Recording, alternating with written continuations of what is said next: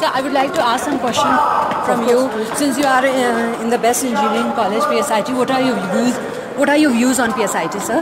So PSIT is a very excellent college and it has got a wonderful track record for employment. Yes. I feel the academics is going very fine. But still it needs the quality of students and teachers should keep on increasing with innovative projects.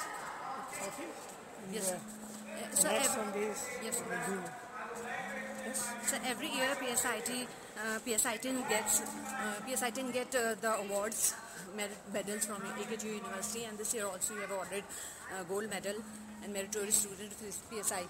So what your university, our university is doing regarding the foreign collaboration and foreign project? No, see, in the digital world it's very easy and to get the foreign collaboration and foreign projects because there are students, there are people who float foreign projects. Yes. So we have said the colleges if they want to do a foreign collaboration. We are in a process of getting the collaborations from the MNCs like Texas Instruments, Autodesk and all of that. So I hope that we will establish some center of excellence at PSIT also in the next phase. Thank you so much. Thank you. Bye-bye.